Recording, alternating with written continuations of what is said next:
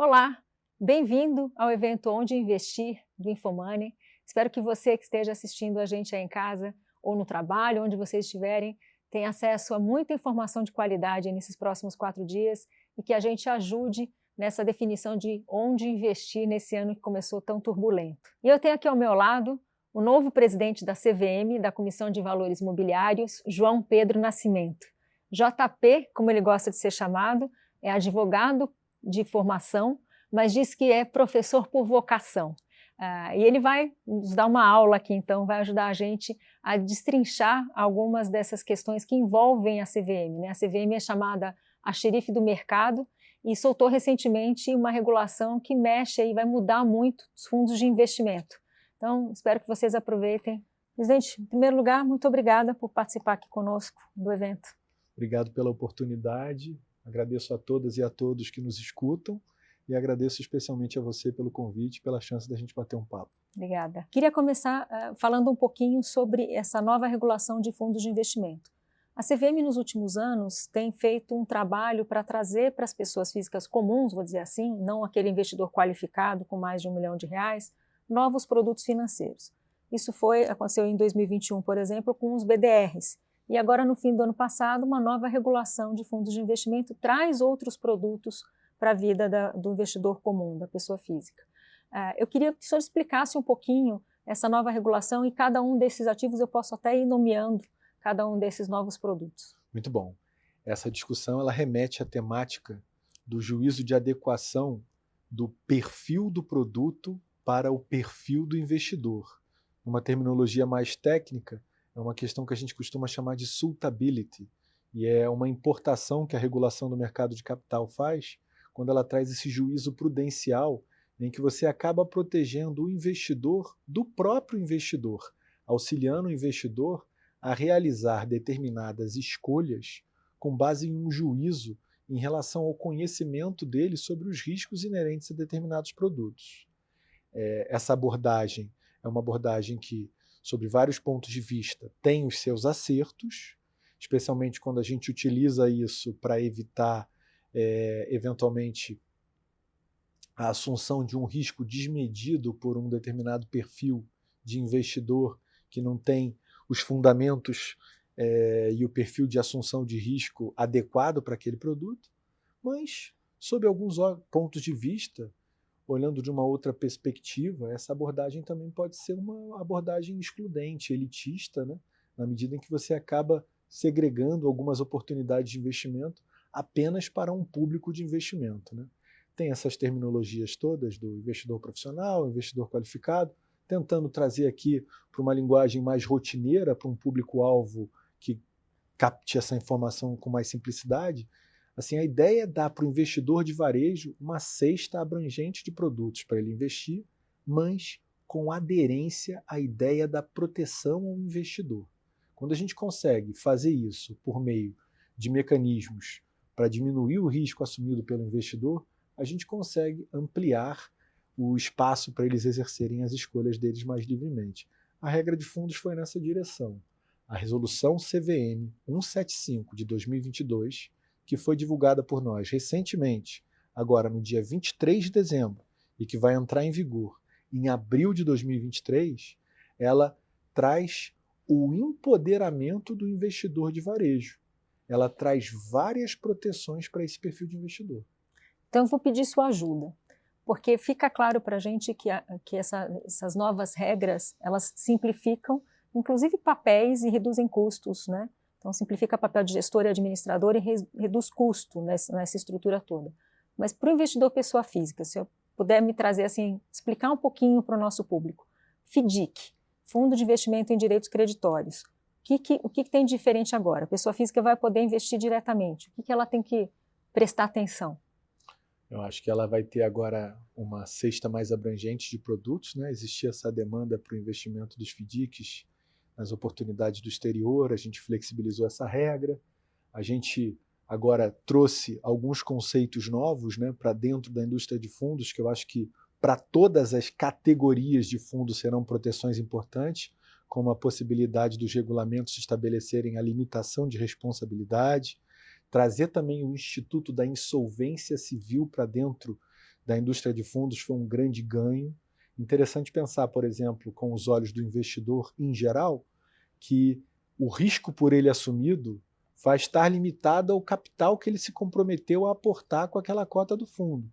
E se eventualmente o fundo precisar de mais recurso, ele não vai se ver obrigado a ter uma chamada de capital para complementar aquele recurso. Um outro aspecto interessante que a gente podia falar, que é mais fácil de enxergar para os FIFs, é a possibilidade da gente ter classes de cotas dentro de um mesmo fundo. E, eventualmente, isso também serve para você limitar o risco que um determinado investidor está contraindo. Se ele está investindo numa determinada classe de cota, vamos pensar, por exemplo, um FIF que tem dentro dele ações, produtos cambiais, renda fixa. Se em alguma dessas 3 cestas a coisa seguir um caminho diferente, ele vai ter uma possibilidade de incorrer o risco apenas na cesta que ele elegeu investir. Então, por exemplo, num fundo multimercado, você pode ter essa possibilidade de investir em várias classes de ativos, mas para mim, por exemplo, está aberto para eu entrar numa cota só no investimento que está sendo feito em ações, por exemplo. Eu acho que assim, o que é o jeito mais bacana de simplificar e facilitar o entendimento? A CVM tem essa preocupação constante com a proteção ao investidor. A proteção ao investidor ela é feita por vários mecanismos. A Resolução 175 ela traz várias maneiras de proteger o investidor. A primeira delas é o correto entendimento em relação ao investimento que está sendo realizado. A simplificação do arcabouço regulatório é uma maneira de você trazer um melhor entendimento em relação às oportunidades que se colocam e, dessa maneira, proteger o investidor. Para além disso, essa ideia da limitação de responsabilidade, separação do patrimônio em cotas, tem uma frase que é como se você estabelecesse um cercado, uma limitação de qual é o ambiente de responsabilidade que aquele investidor está disposto a incorrer. Nada para além daquilo. Então, numa situação adversa, ele não corre o risco do patrimônio pessoal dele ser alcançado por uma determinada obrigação, ele não corre o risco de se ver obrigado a complementar um determinado aporte para fazer cumprir uma obrigação do fundo. A gente trouxe algumas questões muito relevantes no sentido de proteger o investidor de varejo. Agora, tem uma questão de timing, né? Então, os BDRs, por exemplo, quando eles entraram, as pessoas físicas foram para os BDRs, mas teve um momento de mercado em que teve uma desvalorização dos papéis, né? E a gente está entrando agora, por exemplo, no momento em que vai ser possível investir em FDIC. FDIC tem ativos de crédito privado ali dentro, e a gente começa a perceber algumas empresas com dificuldades em relação aos seus papéis privados. Pode ser um momento, eventualmente, mais difícil para os FDICs? A gente pode ter pessoas físicas correndo um risco, por exemplo, em relação a isso? Eu sou um otimista e eu gosto de enxergar o mundo com olhos positivos. Eu acredito que a nova regra, além de trazer melhor compreensão e entendimento, ela vai dar tração para a indústria dos fundos. Então eu olharia tanto para o FDIC quanto para os FIFs, cujos anexos normativos já foram revelados, e também olharia para as outras categorias de fundo com um olhar de confiança e otimismo. O que eu queria passar de mensagem para o público em geral? As pessoas às vezes não sabem, mas sob o ponto de vista da indústria de fundos de investimento, o mercado de capitais do Brasil é o 4º maior do mundo, com base em dados oficiais da IOSCO, que é a Organização Internacional dos Reguladores de Mercado de Capitais. A nossa indústria cresce, a nossa indústria se desenvolve e a nossa indústria ela se moderniza. Essa é uma norma modernizante que vai trazer rigidez para os FDICs, eventualmente vai ser capaz de trazer uma melhor atenção do público para as melhores oportunidades de investimento, uma melhor compreensão em relação a vários elementos, como, por exemplo, a cadeia de custos de remuneração, a cadeia dos custos dos prestadores de serviço, a transparência. Isso vai fazer com que o investidor tenha mais elementos para eleger o investimento que ele pretende realizar. Eu acredito que a nossa regra vai trazer prosperidade. Acho que a gente ainda tem alguns assuntos aí para falar, de Fiagro, de criptoativos, mas eu queria fazer uma pergunta que não tem a ver exatamente com regulação ou esse papel da CVM. Desde 2010, a CVM não tem nenhum concurso público, né? A CVM arrecada taxas de fiscalização, arrecada muito mais do que é o seu orçamento, mas não tem, de fato, autonomia sobre o uso dos seus recursos. Queria saber se o senhor já conversou com o novo ministro da Fazenda ou com o novo governo em relação a como fica essa questão orçamentária, vamos dizer assim, da CVM. Isso impacta uma série de coisas, inclusive de fiscalização, né? Esse é um tema importantíssimo, é um tema que nos é muito caro. Eu assumi a CVM em julho de 2022 e apresentei um plano de gestão estratégica para o mandato que vai até julho de 2027. Desde o momento em que a gente sentou na cadeira, a gente apresentou um plano de gestão executiva que olha para 3 pilares fundamentais, e o primeiro deles é o tema do financiamento. O tema do financiamento, a gente pode olhar sobre vários pontos de vista, ter ideias criativas como as que a gente está buscando ter em relação à criação de um fundo patrimonial de endowment e outros, mas a verdade é que a maneira de solucionar o problema de financiamento da CVM é relativamente simples. Hoje, a CVM arrecada, com taxas de fiscalização, aproximadamente 800 milhões de reais por ano. Eu não estou colocando nesse número o valor das contraprestações no contexto dos termos de compromisso, da mesma forma que não estou colocando nesse número as multas decorrentes do poder de polícia exercido pela CVM. Em paralelo a isso... O número é ainda maior. Em paralelo a isso, a CVM, mas seria um cômputo perverso. Claro, eu não porque gosto é variável. De pensar, não é mais do que isso. A CVM ela teria que se financiar pela taxa de fiscalização e não pelo poder de polícia e não pelos compromissos dos termos de compromisso, das contraprestações dos termos de compromisso. Senão você estimula um comportamento punitivista, porque esse punitivismo vai gerar maior arrecadação. E isso é contrário à visão que a gente tem de um mercado de capitais que se desenvolve, que gera oportunidade, que é inclusivo, que é uma ferramenta para promover desenvolvimento econômico e social. O que eu acredito é o seguinte, se a gente já tem uma arrecadação de 800 milhões, quanto que as pessoas imaginam que é o orçamento discricionário da CVM? E aqui é importante que se diga, esse é um desafio de muitos e muitos anos. Antecede este governo, o governo anterior e os governos anteriores. Esse é um desafio que se coloca há muito tempo, desde a Lei 10.303 de 2002, quando a gente trouxe maior robustez para a ideia da autonomia da CVM, com os mandatos fixos e outras questões, a gente trouxe maior robustez também para a temática dessa autonomia financeira. Só que a CVM hoje fica com 25 milhões. A CVM é dependente das dotações do orçamento federal. Esse ano foi 25. Ano que vem a gente não sabe quanto vai ser. No outro a gente também não sabe. A gente não tem nem a pretensão de ficar com o valor inteiro da arrecadação. Porque se a CVM ficasse com esse valor inteiro, ela nem consegue executar essa arrecadação. A CVM é uma autarquia pequena. Então, assim, o que eu precisaria seria um valor progressivo. Importante que as pessoas entendam, a CVM tem um orçamento ordinário e um orçamento extraordinário. O orçamento ordinário é a folha de pagamento dos nossos servidores e dos nossos ex-servidores, aposentados e etc.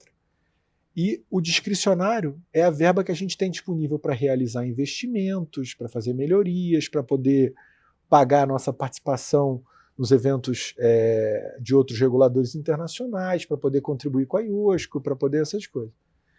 Então, assim, o valor que a CVM tem é realmente muito baixo. Comparado aos outros reguladores, é um valor, assim, muito pequeno. E o nosso mercado de capitais é gigantesco. O Brasil tem um mercado de capitais que, tanto em termos de tamanho, desenvolvimento, complexidade, ele serve de exemplo para muitos dos nossos pares. Então a gente está trabalhando e eu tenho certeza que o governo será muito receptivo. Todas as interações que eu tive com o novo governo foram republicanas, foram super acolhedoras. Eu agradeço a todos os ministros e ministras que me receberam.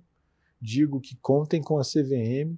A CVM entende o seu papel como órgão do Estado brasileiro para dar cumprimento a políticas públicas importantes do nosso país.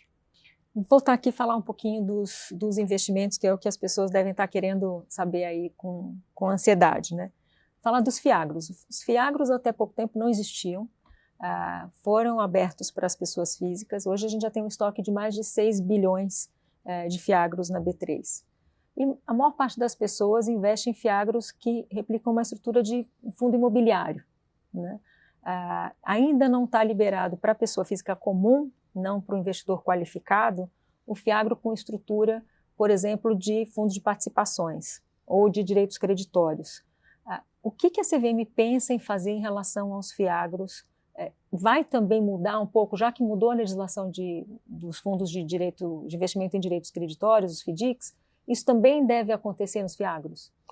Essa pergunta é maravilhosa, por vários aspectos. Primeiro, porque os fiagros eles foram introduzidos no regulamento, nos normativos da CVM, por meio da Resolução 39, que é uma resolução recente de 2021, que é uma resolução que foi criada de maneira experimental para dar cumprimento à lei do fiagro, que também é de 2011. Basicamente, a gente criou primeiro 3 categorias de fiagro, que era o fiagro FDIC, o fiagro FIP e o fiagro FI. E o mercado acolheu esse produto, tem sido um grande sucesso, e a gente tem observado a capacidade de utilizar o fiagro para várias transversalidades. A primeira, ampliar as categorias possíveis de fiagros e fazer da pauta agro uma outra pauta também para cumprimento de temas importantes, como a própria questão da sustentabilidade. Então, está na agenda normativa de 2023, ampliar o fiagro, organizá-lo de uma tal maneira que ele entre como um anexo normativo da nossa resolução CVM 175, ampliando as categorias disponíveis para o fiagro, trazendo o fiagro de baixo carbono, que é um fiagro que terá compromisso com questões relacionadas à pauta da sustentabilidade e do controle da mudança climática. Um produto que eu tenho certeza que vai ter muita receptividade, não apenas pelas boas oportunidades de rentabilidade e rendimento que trará, mas também pela capacidade, de uma forma transversal, de dar cumprimento a um tema que eu acho que é querido por todos, que é a agenda socioambiental. A gente também tem outra pauta interessante para 2023, ainda falando em fundos, né? Você falou do fiagro de baixo carbono, eu me senti provocado para falar do ProRecicle, que é um fiagro, que é um fundo que ele vai ser destinado a projetos de reciclagem. Isso é muito legal, especialmente porque assim, isso endereça tanto a pauta de sustentabilidade, preservação, controle da mudança climática, quanto a pauta social, porque você dá oportunidade para fundos investirem em cooperativas de tratadores, sociedades que vão fazer compostagem, tratamento de resíduos sólidos, enfim. Eu também vejo aí uma grande temática de investimento, tem um tratamento fiscal mais favorecido na lei que criou o ProRecicle.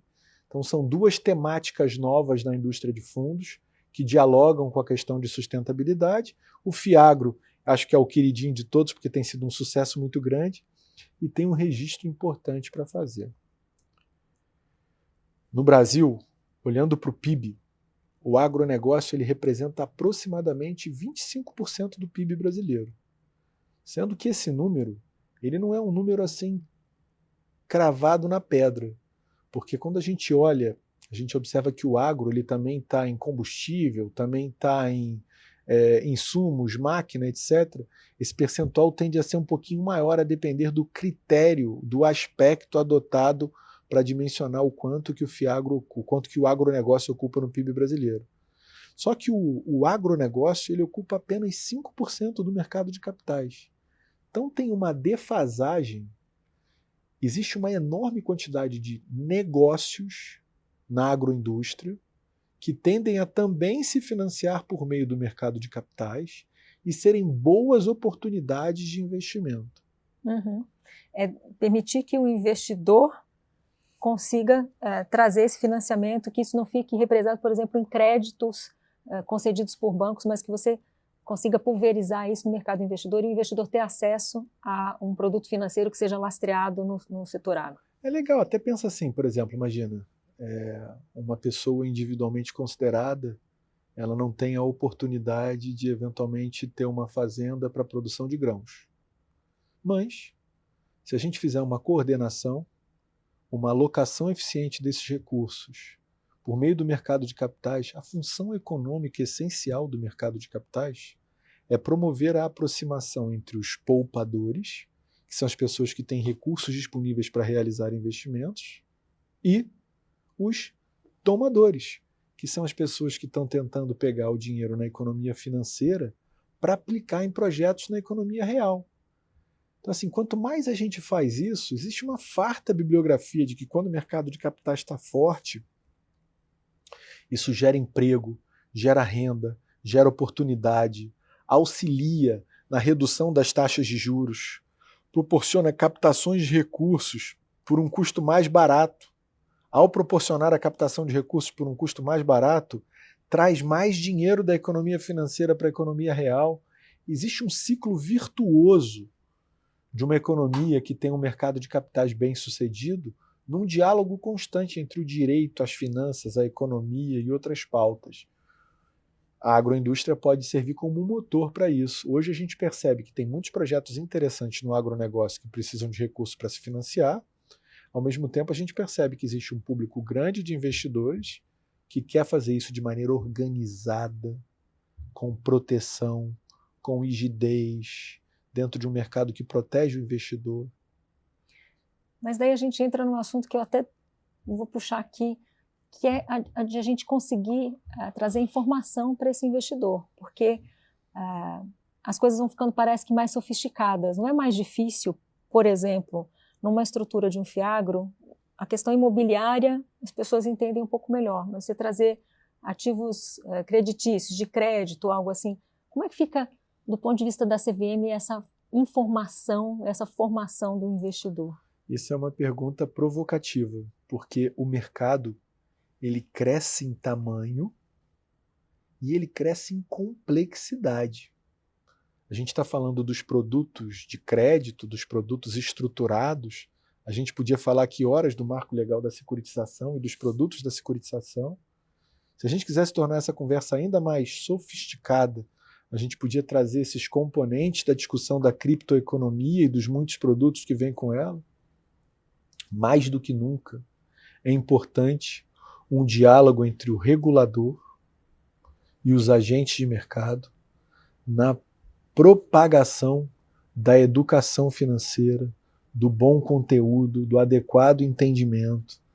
E aí eu vejo, por exemplo, canais, como é o caso da Infomoney, que se preocupam em pegar a informação e transmitir ela de uma maneira palatável para o público em geral. E eu queria dar parabéns para vocês. Obrigada. Porque quando vocês fazem isso, vocês auxiliam o mercado. Vocês auxiliam o mercado a funcionar melhor. Tudo que a gente quer é que o investidor ele realize os seus investimentos ciente dos riscos, de maneira fundamentada. A gente costuma dizer que a CVM, enquanto regulador do mercado de capitais, ela não faz um exame de mérito em relação a absolutamente nenhum dos produtos que são postos à disposição dos investidores.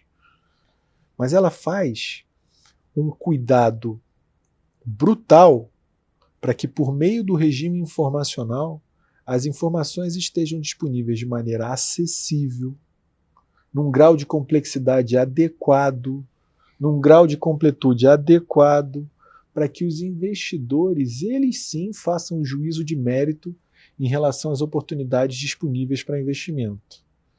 É bem interessante porque tem um trabalho, inclusive, da Ambima em relação a isso, de trazer essa informação de um jeito mais acessível mesmo, uma comunicação mais acessível com o investidor.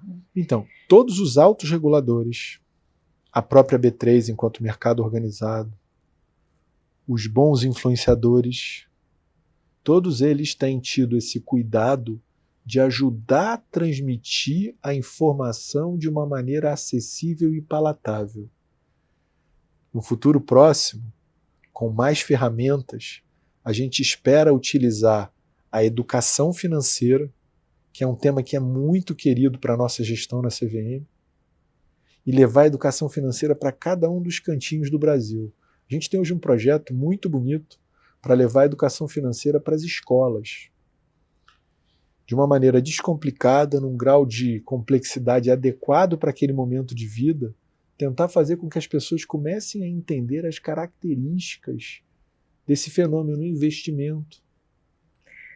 Você me fez lembrar minha filhinha de 18 anos agora, quis começar a investir.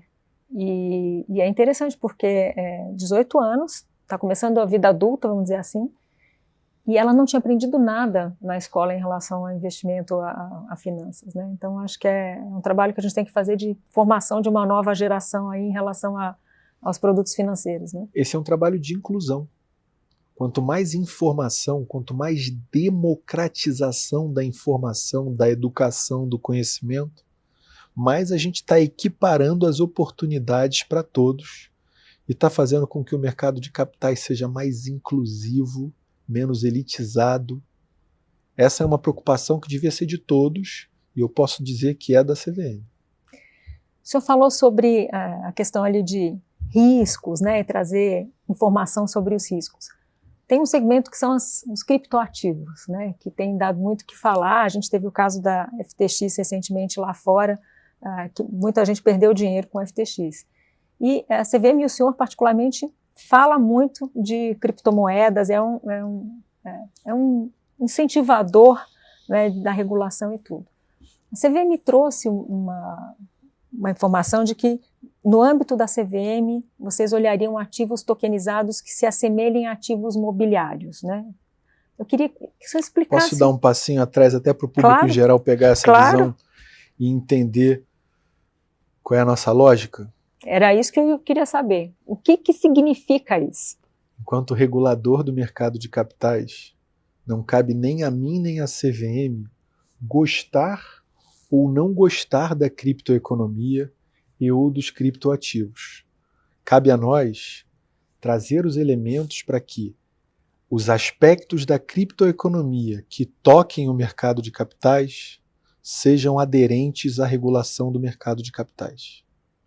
Desse jeito, a gente, desde que assumiu a nossa gestão na CVM, num diálogo muito interessante com o Banco Central, a quem eu agradeço na figura do nosso presidente Roberto Campos Neto, em nome de todos os dirigentes e servidores do Banco Central, uma conversa muito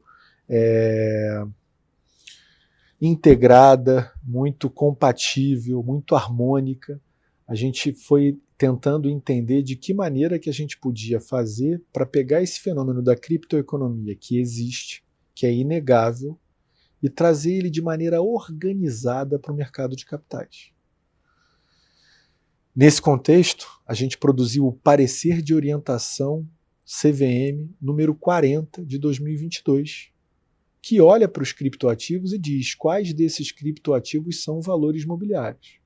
Aqueles que forem valores mobiliários serão objeto de atuação da CVM e deverão ser aderentes às regras da CVM. O primeiro passo na regulação dos criptoativos dentro do mercado de capitais, ele é consistente com o primeiro passo que o regulador de conduta sempre adota quando ele olha para o mercado de capitais e vê um novo valor mobiliário chegando, que é o regime informacional, o princípio da transparência. O que é importante é o seguinte: para os valores mobiliários da criptoeconomia, a CVM espera que o conceito da transparência, que é tão defendido para os valores mobiliários tradicionais, também seja respeitado pelos criptoativos. A gente vê muitas vezes criptoativos com linguagens, informações no contexto dos documentos que oferecem as oportunidades de investimento, completamente não palatáveis, completamente incompreensíveis, não acessíveis ao público em geral. Isso é inadmissível. Agora, tem uma razão para a CVM não ser agora o regulador desse mercado. Queria que o senhor explicasse também isso. Na verdade, a CVM ela pode e deve ser o regulador dos criptoativos que forem valores mobiliários. Exemplo? Tem muitos. Tem vários valores mobiliários tradicionais que hoje são tokenizados. Na realidade, é como se você transportasse um valor mobiliário tradicional para dentro de uma ficha, por assim dizer, para um token, coloca isso dentro de uma rede de registro distribuído e ele passa a ter os exercícios dos direitos políticos e dos exercícios dos direitos econômicos por meio dessa rede, mas são valores mobiliários tradicionais. Eu podia também falar de vários outros criptoativos que são distribuídos ao público em geral com características semelhantes àquelas dos contratos de investimento coletivo, que são o conceito aberto de valor mobiliário, que consta do inciso 9 do artigo 2º da Lei 6385 de 76, que é a lei da CVM. O que é o mais importante? A criptoeconomia, sob o ponto de vista da definição das competências entre as entidades, os órgãos, etc., ela não é tão diferente da economia. A pergunta é a seguinte: quando a gente olha, por exemplo, para a economia tradicional, a CVM compartilha competências com o Banco Central e ainda tem determinadas áreas que não são reguladas nem pelo Banco Central nem pela CVM. Então, por exemplo, mercado financeiro, mercado cambial, quem é responsável pela regulação? Banco Central. Banco Central. Mercado de capitais, quem é responsável pela regulação? CVM. CVM. Isso a gente quer que seja igual na criptoeconomia. A gente entende que esse é um jeito aderente ao sistema. O que é interessante é a gente também trazer a criptoeconomia para dentro do mercado regulado de forma compatível com as normas gerais, o Código Civil, a Constituição, o Código Penal. Com isso, a CVM vai acabar compartilhando competências com o Banco Central e ainda haverá algumas áreas da criptoeconomia que provavelmente não serão de competência nem do mercado de capitais, nem do mercado financeiro, nem do mercado cambial, e que não vão ficar na seara da CVM nem do Banco Central. Uhum. O que é interessante é o seguinte: não existe vácuo legislativo. A CVM já está em cima disso. Hoje, os valores mobiliários que são travestidos de criptoativos, a gente já tenta exigir deles a aderência aos compromissos típicos do mercado de capitais, e a gente entende que, de uma maneira construtiva, cada vez mais isso vai evoluir para trazer essa turma de maneira organizada para o mercado. E daí, portanto, já é possível abrir os fundos de investimento para investir em criptoativos. Isso Exatamente, que é uma das novas regras, né? Isso é interessante. Quando a gente divulgou o parecer de orientação 40, muita gente me cobrou e falou assim: poxa, JP, eu acreditava que por meio do parecer de orientação 40 vocês iam liberar os fundos de investimento a investirem em cripto. E aí eu falei: olha, um parecer de orientação dentro da estrutura normativa, do poder normativo da CVM, ele não tem o condão de criar regras. Ele traz interpretações, ele traz orientações, ele consolida entendimentos, ele organiza ideias, passa uma mensagem para o público regulado e até mesmo uma mensagem para os servidores da casa. Então lá, a gente nem poderia fazer essa inovação pretendida por alguns. Ao mesmo tempo, a gente também tem que ter um cuidado, porque se a gente veda isso por completo, o investidor vai acabar fazendo algumas arbitragens, escolhas, e vai acabar realizando esses investimentos por meio de produtos financeiros de outros países e não pelos brasileiros. E aí entram algumas discussões, como, por exemplo, os ETFs, etc., e esse esforço que a gente teve em relação aos FIFs de começar a trazer aí de uma maneira experimental, responsável, os criptos organizados, regulados para dentro dos fundos. Uhum. Assim, um dia de cada vez. A gente costuma dizer na CVM que a gente tem muita humildade para corrigir tudo aquilo que a gente eventualmente puder melhorar, aprimorar. A gente não tem compromisso com erro. E a gente escuta muito os nossos agentes de mercado, os nossos regulados. Então a gente coloca uma regra em vigor e coloca ela com alguns limites para poder fazer alguns testes. E aí vai vendo se vai encaixando. E uma vez que aquilo vai encaixando, a gente vai ajustando. Uma última pergunta, queria falar sobre Open Capital Markets. A gente teve o Open Banking, né, Open Finance, A gente viu muito isso, acho que o Pix é o maior exemplo do que aconteceu, né? Todo mundo hoje sabe o que aconteceu ali em relação a isso por conta do Pix. O que isso vai significar para o mercado de capitais? O que na prática a gente pode esperar de Open Capital Markets? O que pode vir por aí pela frente? Queria terminar um pouquinho com essa visão de futuro. Olha, a gente está terminando começando. A gente tem que marcar um novo papo depois. É só agendar com a nossa assessoria por meio do nosso João Mansal, que é o líder e o chefe da nossa comunicação, e eu retornarei com muito carinho. Pode deixar, vou anotar, vou procurar o João.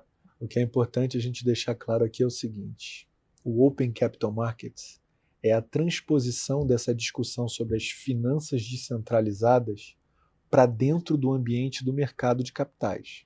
No Brasil, a gente de fato viu o Open Banking, o Open Finance, o sucesso do Pix.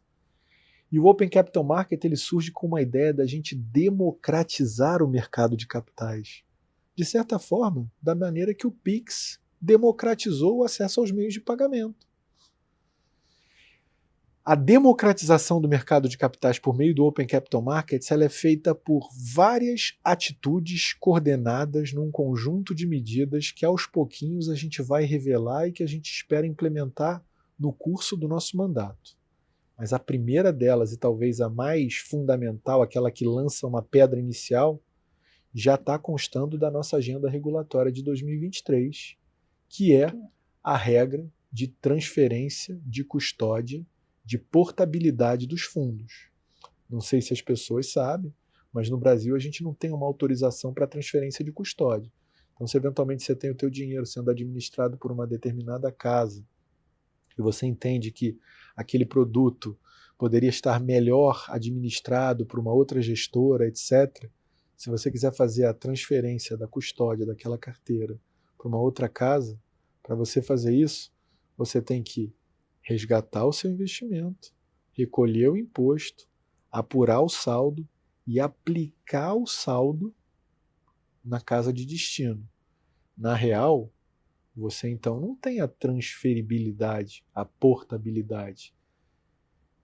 Além de tudo, você não está empoderando os investidores. Imagina, por exemplo, você tem lá 100 mil reais que você alocou numa determinada oportunidade de investimento.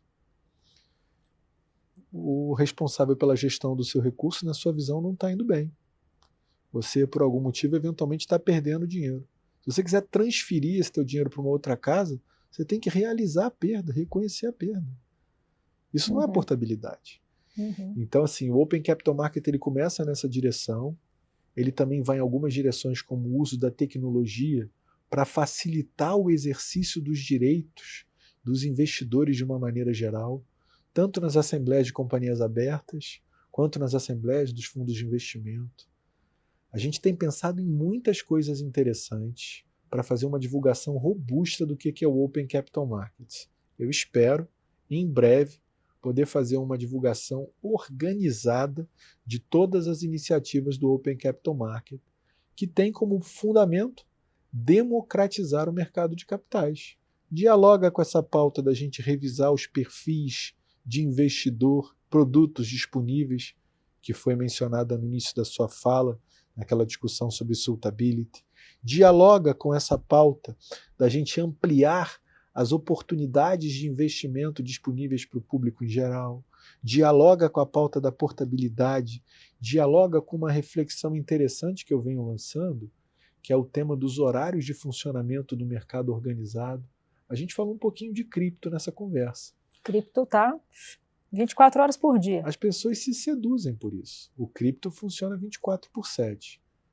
Eu não tenho a pretensão de fazer o mercado funcionar 24/7, e eu tenho certeza que isso, inclusive, sob o ponto de vista da rigidez, segurança das operações, evitar artificialidades em horários não programados, não é positivo. Mas, eventualmente, ampliar o horário de funcionamento pode ser interessante. Pega uma pessoa que é um servidor público, pega uma pessoa que é um funcionário, pega uma pessoa que é um empregado de uma determinada empresa, que trabalha até as 6 horas, 7 horas, 8 horas, agora que o cara chega em casa, o mercado ainda está aberto para ele eventualmente realizar uma operação, diferente de como é hoje. Assim, de uma certa maneira, os expedientes bancários foram repensados com o DeFi. Os expedientes bancários foram repensados com o PIX. Os Não, expedientes com do isso aqui, investimento o horário... também precisam ser repensados. Uhum. Essa é uma pauta que dialoga com a conversa que o Banco Central adotou no Open Banking e no Open Finance, e é uma pauta de escuta ativa. A gente está ouvindo os agentes de mercado que adoraram essa ideia do Open Capital Market. Acho que quem não quer um mercado mais democrático? Uhum. E aí eles falam assim, poxa, então tem uma ideia para você, ó, bota esse item na sua pauta. E sabe o que é curioso? Quanto mais contribuições eu recebo, melhor fica a nossa proposta. Porque vai afinando com várias ideias, né? É sempre bom ter. Aí eu falo assim, vamos diferentes. divulgar agora, não espera que está vindo coisa boa, a gente vai divulgar. E quando vai ser divulgado? Quando saem as primeiras medidas aí do Open Capital Markets? Cenas dos próximos capítulos. Tá bom, deixou a gente no suspense bem no final. E aí vocês convinam a ASC aqui, combina que a CVM volta aqui para falar especificamente sobre essa pauta. Combinado. Obrigado. Queria te agradecer pela participação. Obrigada. E eu agradecer as perguntas e o jeito responsável, cordial com que eu fui tratado aqui. Imagina. Muito obrigado. E você continua com a gente. Logo a gente vai ter um painel de alocação. Curta, aproveite.